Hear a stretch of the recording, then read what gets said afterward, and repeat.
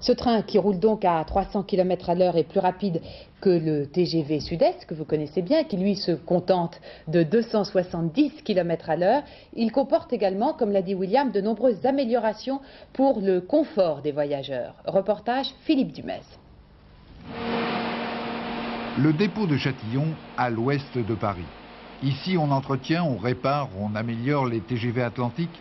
Et c'est ici que les mécaniciens viennent prendre leur train pour apprendre à le connaître et faire des voyages d'essai et d'entraînement. J'ai passé l'examen vapeur en 1964 et j'ai commencé à rouler comme élève mécanicien en avril 1965.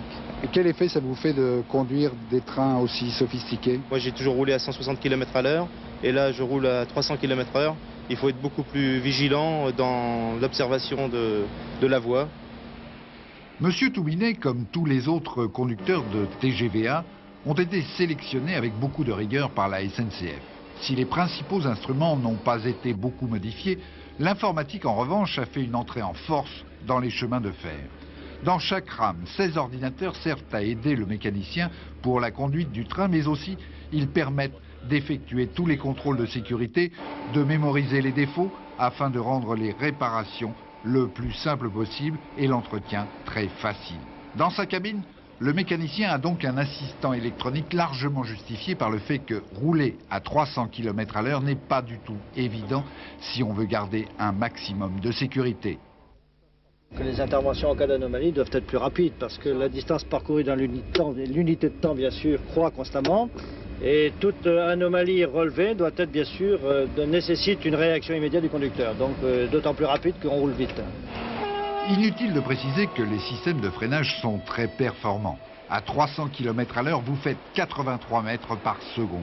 En freinage d'urgence, à cette allure, le TGV A peut s'arrêter en 2800 mètres seulement. Et le confort, impressionnant n'est-ce pas? C'est une nouvelle suspension pneumatique qui élimine presque toutes les vibrations. L'aménagement intérieur de ce train, un peu révolutionnaire, a été aussi très bien étudié. Les premières classes, surtout, n'ont plus rien à envier aux Pullman de luxe. En tout cas, on n'a jamais l'impression de rouler vite, sauf peut-être lorsque l'on double les voitures sur l'autoroute A10 ou que l'on traverse les tunnels. Et que fait cette dame? Elle téléphone, une innovation que beaucoup de voyageurs attendaient. Certes, tout ne marche pas encore parfaitement, les ordinateurs en font parfois à leur tête, mais la période d'essai jusqu'en septembre permettra sûrement de corriger toutes les anomalies. Voilà, nous